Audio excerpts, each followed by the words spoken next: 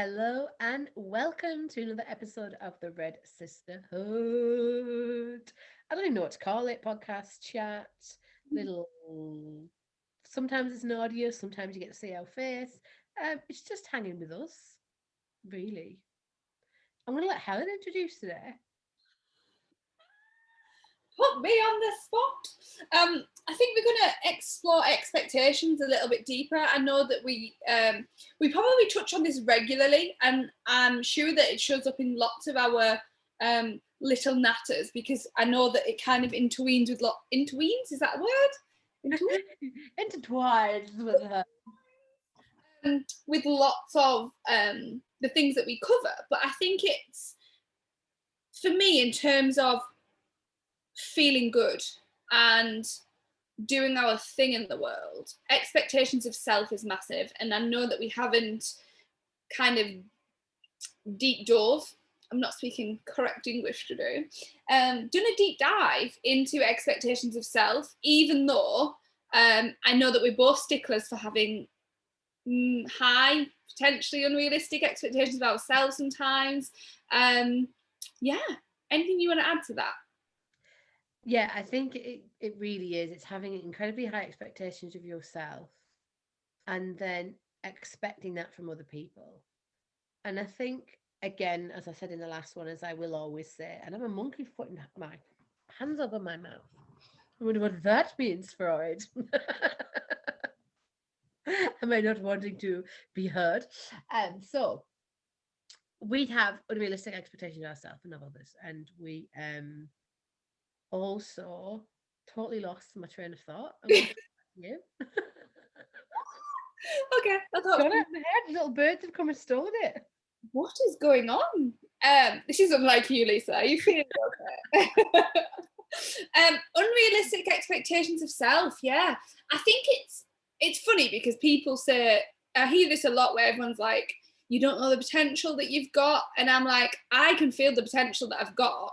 I just have zero patience, and I expect myself to be able to do everything all at once and perform at a high level continuously without rest or and that is absolutely unrealistic and leads to massive burnout. And then people seeing your, when we push ourselves and we perform at a high level constantly and expect high from ourselves and expect good quality continuously, people kind of expect that and see that as the norm. So although, and I can't even think of an example now, but I know that I'm a nightmare for this, where I will, yes, I can do that. And then I've got my certain standard that I want to do that to.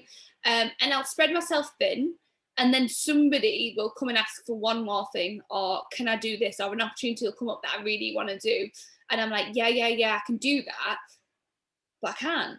And my expectations of what I can do and to what quality over a period of time is often unrealistic. And then I end up getting frustrated with myself that I can't do it. And then people wonder why they ask me for the simplest thing, like, can you make me a cup of tea? And I'm like, I just can't do that. But because I kind of have put so much pressure and expected so much for myself for so long. Yeah, absolutely. And when we do that for ourselves, it becomes a mirror for the outside world, and then we come to expect. And for us, I guess this is very much entrenched in boundaries and ethics. So Helen and I have very, very high expectations of each other and ourselves and our standards for boundaries and ethics when it comes to our business. And the industry that Helen and I are in around coaching and development of self and business development is a bit of a minefield. It really is. And a little bit of a huge kind of all I can see in my head when I'm trying to describe this is the sea with lots of different types of animals in there. And Helen and I have no kind of allowance for people that pretend to be something that they're not. Now we all do that to a certain degree. So I'm not saying that we don't do that. We do. It's something that's unconscious within us. But there is no healed. There is no expert. Yet everybody wants to be the expert within their field. Now, if you truly are hoping to achieve mastership or expertise in something, you understand that the more you know, the more of an apprenticeship you become. Because the more you learn, the more you realize there is to know. You know, there is so much out there. I don't care what field you are in, there is so much out there that the more knowledge you gain, the more knowledge there is to seek. Um, so when it comes to that, that I would say is the one area where it's you must insist on expecting high standards. And the other area, which was totally off topic again, is when it comes to children. And obviously, Helen and I do a lot of children's wellbeing courses and work with children. I expect anybody that works with children, and really running myself in here because I almost said a naughty word. I expect you to keep working on yourself, and I expect you to keep pulling at that thread of healing so that you aren't bleeding all over children, because we can control our environment. No, we can't control our environment. Sorry. We have an element of control over our environment. We can choose to walk away, we can choose to stay. Children have no kind of, and control's not the right word, but I feel like I've got brain fog today. Help me out here, Helen. Like they have, well, I guess control. They have no kind of control over their environment. I'm just going to go with that, even though I'm not a big fan of the word control. So yeah, that, I guess for us, there are hard limits when it comes to expectation in terms of boundaries and ethics. But for the most part, it is robbing us of peace if we expect people to behave as we would, because nobody else is you.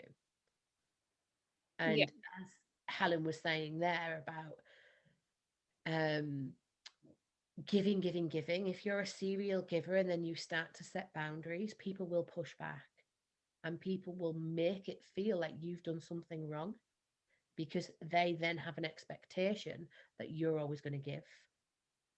And that's really hard, isn't it, Helen?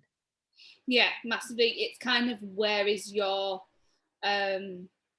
bar consistently? Because when you are a giver and you give value constantly and you raise that bar every single time, the moment you stop and go, I can't keep doing this because, I'm spreading myself too thin, or I'm running down, or my time's restrained, or whatever it is, and you pull the bar to a level that most people kind of hang out at, people see it as you taking away from them. And I think it's that you mentioned there about expectations, expecting yourself from others. And for me, that's something that we need to stop doing, stop expecting ourselves from others, because I know I will go above and beyond for people. And then I get offended if people wouldn't do that for me. But that's because I'm expecting that they would do the same as me, not I am seeing who they are and what they give in different ways. And I think this also links in very nicely to communication, because maybe we hold these expectations, but we don't communicate them. So, for example, if I was doing some work around Lisa's house and she went to the kitchen and made herself a cup of tea and then came back in, and I would get mad at her.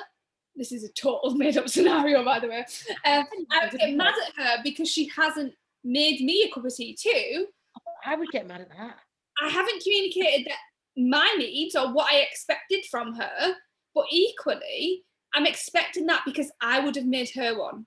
Does that make sense? So there's the element that I haven't communicated my expectations. So if she'd have got up and said, I'm just going to make a cup of tea, then if I'd have said, awesome, I'd really like a cup of tea too, and then she didn't bring me one, then yeah, that's damn rude. But actually, if I haven't communicated what I want, I've just kind of gone in my head, awesome, she's going to make me a cup of tea, and expected it. Then when she walks back in with her nice big mug of green tea, and I'm like, brilliant, I'm dehydrated here, and then being mad at her, like I'm getting mad at her because she hasn't done something I haven't communicated, or I've expected her to do that because I would have done that. Does that make sense? Yeah, 100%. And that actually opens up a really big can of worms, because that is kind of not just your expectation, but a social expectation of a social norm. If you're going to be in company or someone's in your home and you're going to go up and make yourself something, the expectation is that you would offer. We would expect that to be a societal norm, wouldn't we? Yeah. Interestingly, Luke would never think ever. There's many times he's gone to the kitchen and got himself something. He's come back and I've gone, "Are you actually for real? Have you just gone and got yourself a drink and not even asked me if I want one?" Well, you would have said. And also, it throws up, kind of the neurodiverse community who wouldn't necessarily pick up on societal norms in the same way that we would. So it's really interesting. And I love it when things are said that really challenge my behavior and challenge how I think. And it's one of the biggest things that challenged me on expectation came from a TV show. Because if you hold the door open for me, what do you expect? That you'll say thank you. Yeah. And this TV show said, you can't hold the door open for the world and then get mad when they don't say thank you. You've made a choice to do that. You shouldn't have an expectation afterwards. And that really hit me. Such a simple thing. You can't hold the door open for the world and then get mad when they don't say thank you. And it's like, yeah, actually, because either I held the door open because I was just being nice, or I held the door open because I wanted someone to say thank you to me. And the amount of times that I've got to be in my bonnet because someone hasn't said thank you, and I think, all indignant, like, how dare they? How dare they when I've opened the door? Who do they think they are? I think that's really important because, and you touched on it then, and again, there could be like an expectations 3.0, and so the whole societal expectations, and actually, yeah, you're right, like, yeah, I've been taught to say thank you and use my manners. Sometimes I'm going through some stuff and I'm just focusing on getting through that moment, and it's maybe later I realise, oh no, someone held the door open for me and I didn't even say thank you. And it's that whole, we then make judgment, hashtag new episode coming on judgment. We then make judgment of somebody based on our own expectations or these kind of society expectations without even knowing the picture, without even knowing that what they're going through, or maybe they haven't been brought up with the same expectations or same upbringing as you, or maybe in where they've been brought up, their society expectations and norms are different. And it's kind of like we all hold these kind of unwritten expectations that we're either not communicating or expecting people to realize them without us communicating them, and then it leads us to disappointment and us to frustration. So it's kind of like, what can we do? How can we remove expectations, or where expectations are necessary? So when you were talking about the working with children's thing, that for me feels like a non-negotiable. There's certain things that in the work that we do where and do hold expectations, and they are non-negotiable expectations, but I will communicate them, and some people just won't meet them, and that's okay. However, where is it safe that we can drop expectations, and where do we need them non-negotiable expectations? And it's understanding that a lot of the time we don't understand how much is an emotion, and a thought follows that. So expectation is very much that. You are going to experience an expectation and you're going to have a thought from that. That's okay. We're not saying make yourself feel bad that you expected me to make you a cup of tea when I went to the kitchen. But let it go. Or do something about it and say, actually, I would have really liked for you to think to make me a cup of tea when you made yourself one. That would have made me feel important. Because then we're letting someone know our expectation. Now, the really key thing here is you don't have to change your behavior because of someone else's expectation. And that's really, really important, because most of our conditioning is that you should. If someone doesn't like that word, stop using it. They don't like that word, stop using it. Well, no, actually, what we should be saying is they don't like that word, doesn't mean you can't use it. They're just going to have to get used to hearing it or remove themselves from the situation. But we've conditioned this world where we need to change for the people around us, instead of actually, you need to be who you are, and either they're your people or they're not. But from a young child, we're taught that adults have autonomy over us. And if there's something they don't like, well, then we modify our behavior to accommodate them. So then, as an adult, we modify our behavior to accommodate people, especially people in authority. Unless you've had a family that are a little bit rebel and they're like, no, I'm not doing that.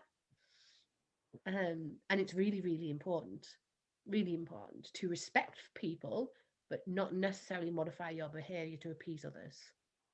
And it's funny because I think that that exactly is massively linked to parenting. And when you were talking, I had a bit of a flashback to a moment when my son was little and we were at soft play and there'd been a bit of a, I want to say altercation, I don't know if that's the right word, to do with another child. Neither me or the other parent had seen what had happened. My child was past himself and the other parent had shouted at their child and don't do whatever. And I just thought, there is no way I'm then gonna have that really tough conversation with my child when he's already past himself. And I remember the parent turning to me and being like, are you not going to tell him off? And I was like, so your expectation, and maybe a wider society expectation, is that we do that, but I was meeting my child's need. That wasn't the right thing to do in that moment. And we went home and I later had a conversation and I get it, because there was this, I felt this feeling in my tummy, this kind of pressure that I should have told him off, because that would have made me a good parent, or I was then disciplining my kids, or whatever that person or society expected of me in that moment. And I'm so glad I stood my ground, but I get how easy it is to change and modify our behaviour based on others and society's expectations. Because who would you have been telling him off for? Yeah, not for him and not for me, because I didn't understand the situation and he wasn't capable of having a conversation at that time. My idea was his needs, he needed to be loved and we needed to be in a safe space to have that discussion. I would have been doing it just to make a point that I was a decent parent, or tick, well done, you're satisfied now, or maybe so that her child felt that it was fair. I don't know, but it wouldn't have been for the right reasons. No. So we've gone on to expectation again, and we came on to do another episode on expectation around putting people on a pedestal and then they're not living up to our expectation. But again, I think that's going to have to be another little installment. I don't actually know how long we've been on this one, but I feel like we've been talking a little while. Do you feel like we've been talking a little while, or have I got lost in a time zone of I think we just get into a topic and there's so much that we can talk about and share that it then leads down different avenues, and we're constantly opening little cans of worms left, right and centre, and I genuinely lost track of the time. So yeah, I feel exactly the same, but I also feel like there's so much that we could talk into around this and like really bust some societal and other people's expectations and start doing what feels right for us. And it is really, really important to do that. And one of the key questions in that is, who are you doing it for? In any given moment when you're about to do something, who are you doing it for? And if you're doing it to make other people proud, if you're doing it because somebody else wants you to, and it feels uncomfortable in your body and it feels disaligned, then don't do it. If you do something and afterwards you think, oh, like I did that for somebody else, or if Helen had really gone through her son in that moment for that other woman, so that other woman didn't deem her as a bad parent or was like whatever, it's being kind to yourself afterwards. So remember that expectation is going to come. You can't stop it. You're going to have those moments where you expect something to happen, or you follow a societal expectation that you don't even realize is your conditioning. Let it come, acknowledge it, and let it go. Don't hold on to it. Don't make yourself feel bad for it. Just let it go. Anything else you want to add there, Helen? No, I think that's perfect. And I think the only thing that I would say is when we feel disappointed by somebody else or let down by somebody else, just stopping and going, is this my expectation? Or have they been well aware and then done a behaviour as well? Yeah, that's really, really, really helpful. So that's it again on the Red Sisterhood show. Thank Thank you you very for much.